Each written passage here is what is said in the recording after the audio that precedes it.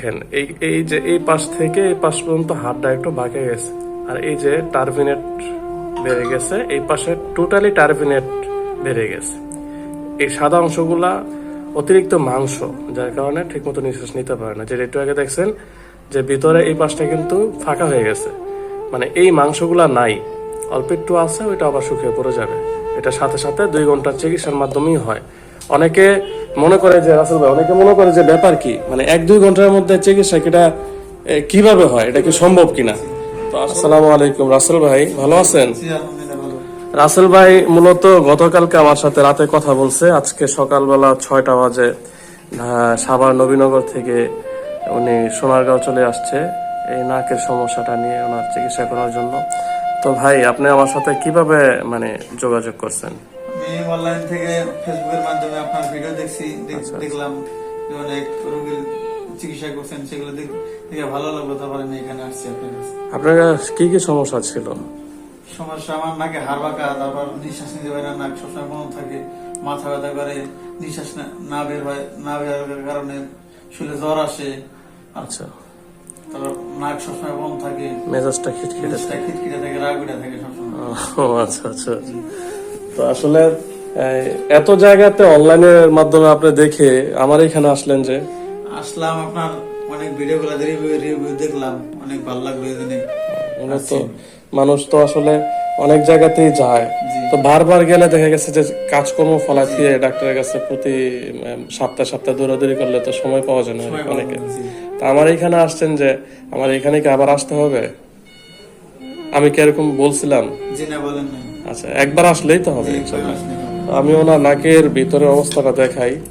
ওনার totally নাকের হাড় বাঁকা এবং কি এই যে নাকের ছিদ্র টোটালি বন্ধ।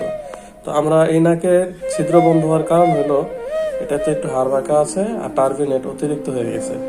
আর এই পাশে নাকের মাংসপিণ্ড ছিল, ওষুধ দেওয়ার কারণে এখন ছোট হয়েছে, তারপরও আরো ক্লিয়ার হবে।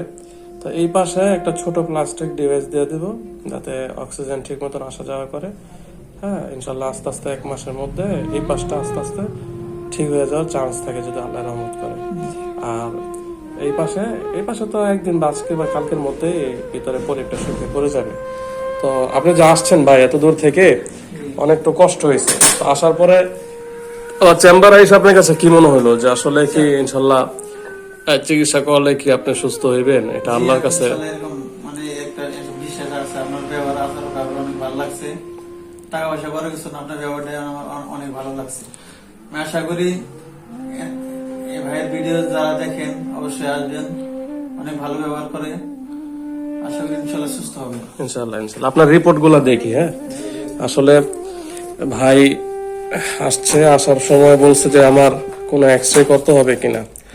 আমি ওনার রিপোর্ট গুলা দেখাই। উনি রিপোর্ট গুলা নিয়ে আসছে, এর আগে ডাক্তারের কাছে গেছে, ওনারা ডাইরেক্টলি অপারেশনের কথা বলছে। এখানে এই যে দেখেন এই যে এই পাশ থেকে এই পাশ পর্যন্ত হাতটা একটু বাঁকে গেছে, আর এই যে টার্বিনেট বেড়ে গেছে, এই পাশে টোটালি টার্বিনেট বেড়ে গেছে। এই সাদা অংশগুলা অতিরিক্ত মাংস, যার কারণে ঠিক মতো নিঃশ্বাস নিতে পারে না। যেটা একটু আগে দেখছেন যে ভিতরে এই পাশটা কিন্তু ফাঁকা হয়ে গেছে, মানে এই মাংসগুলা নাই, অল্প একটু আছে, ওইটা আবার শুকিয়ে পড়ে যাবে। এটা সাথে সাথে 2 ঘন্টার চিকিৎসার মাধ্যমেই হয়। অনেকে মনে করে যে রাসেল ভাই, অনেকে মনে করে যে ব্যাপার কি, মানে 1-2 ঘন্টার মধ্যে চিকিৎসা এটা কিভাবে হয়, এটা কি সম্ভব কিনা?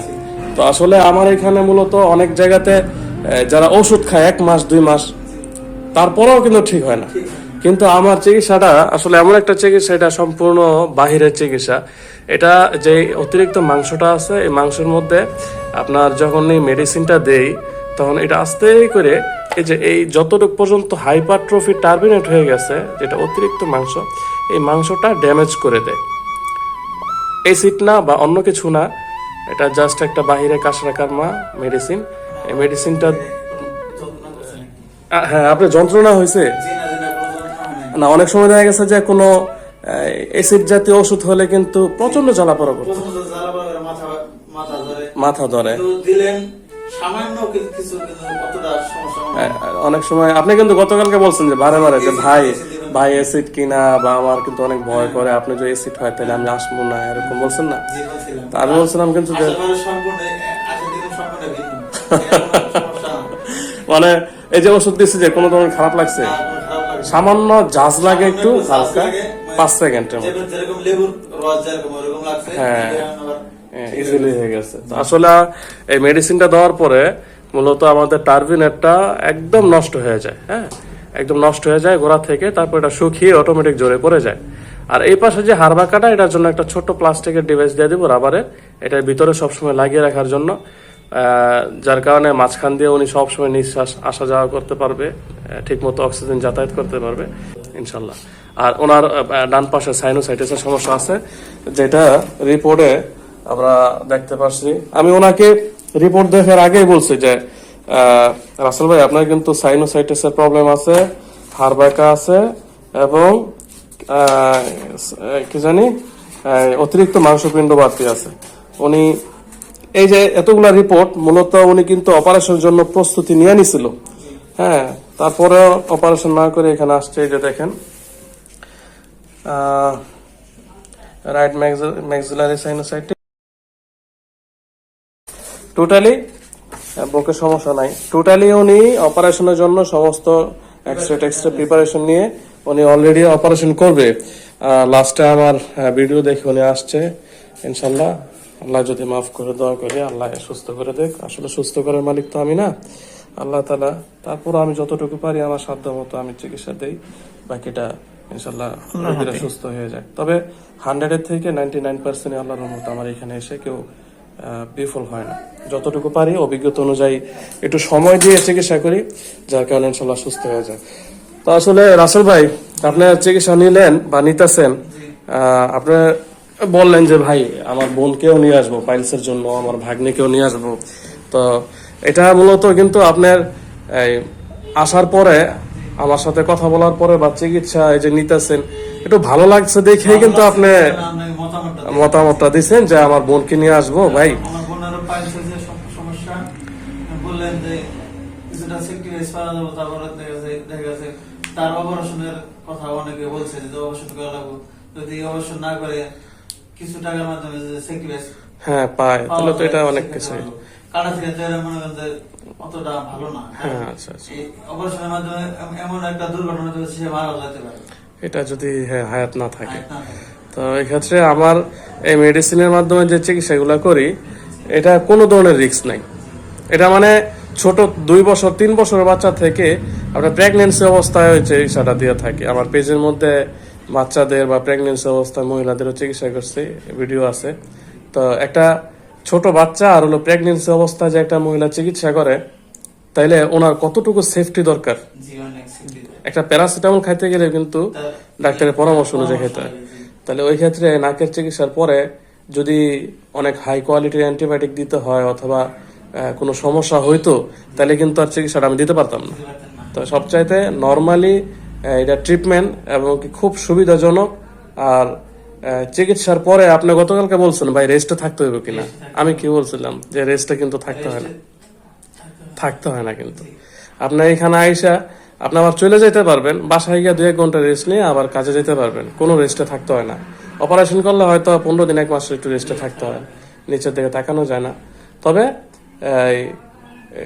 এই যে এই সকাল থেকে এই পর্যন্ত চিকিৎসা করতেছেন, তো আপনার কাছে তো মনে হয়েছে যে আমার মনে হয় রেস্টে থাকতে হইব না। যদি এরকম হয় চিকিৎসার পদ্ধতিটা, তাহলে তো আপনি নিজেই ফিল করতে পারতেছেন যে আমার মনে হয় না রেস্টে থাকতে হইব। হ্যাঁ, লাস্ট একটা ওষুধ দিব, ওইটা দেওয়ার পর হয়তো সাইনাসের যে মিউকাস গুলা জমা থাকে মাথার এই যে খুলিতে আশেপাশে, এগুলা পরে যাবো, পরে গেলে আরেকটু ভালো লাগবে আপনার কাছে। তা ঠিক আছে রাসেল ভাই, দোয়া করি আল্লাহর কাছে যে আল্লাহ তাআলা আপনাকে খুব দ্রুত সুস্থতা দান করুক। আর প্রত্যেকটা ইনশাআল্লাহ ইনশাআল্লাহ আমি প্রত্যেকটা মানুষেরই যারাই চিকিৎসা নেক আর অথবা না নেক, যেখান থেকে চিকিৎসা নেক, প্রত্যেকটা মানুষই সুস্থ থাকুক। আমার একটাই প্রত্যাশা এবং কি আশা যে মানুষ সুস্থ থাকুক। অসুস্থ থাকলে যে এই দুনিয়াটা মনে করেন যে কিছুই মনে হয় না। আর এই ভিডিওটা যারা দেখতেছেন, এই রাসেল ভাইয়ের জন্য দোয়া করবেন। উনি অনেক দূর থেকে, সাভার নবীনগর থেকে আমার এখানে চলে আসছে সকাল ভোরে। আমি যখন ঘুমাইতেছি 6টার আগে, তখন উনি আমাকে কল দিয়ে বলতেছে ভাই আমি আসতেছি, গাড়ির আওয়াজটা শোনা গেছে। আসলে মানুষ যখন অসুস্থ হয় তখন কিন্তু পেরেশানিতে পড়ে যায় যে কি করব। সকাল না, রাত না, ভোর না, তখন দৌড়ায় চলে যায়, যেখানে সুস্থ হওয়ার একটা চান্স থাকে আর একটা ওসিলা থাকে, ওইখানেই দৌড়ায়। তো ওনার এই যে সকালে ফোন দেওয়ার পর থেকে কয়েকবার ফোন দিচ্ছে, আমার কাছে খুব খারাপ লাগছে যে আসলে মানুষটা অনেকটাই সমস্যায় ভুগতেছে, এই কারণেই খুব দ্রুত আসতেছে। তো দোয়া করি, বা আপনারাও দোয়া করবেন যে আল্লাহ তাআলা যাতে ওনাকে যে সমস্যাগুলো আছে ওনার শারীরিকভাবে, এই সমস্যাগুলো সমাধান করে দেয়, এটাই আর কি। আর আমার জন্য দোয়া করবেন যে আল্লাহ তাআলা যাতে আমার ওসিলায় সবাইকে সুস্থতা দান করে দেয়, এটাই। ঠিক আছে রাসেল ভাই, ভালো থাকবেন। হ্যাঁ, ঠিক আছে, আসসালামু আলাইকুম। ভালো করে নাকটা ওয়াশ করেন, ভিতরে পানি দেন যাতে ওষুধটা না থাকে। নাকটা ধরে কাজ করেন, জ্বালা দেন। হ্যাঁ।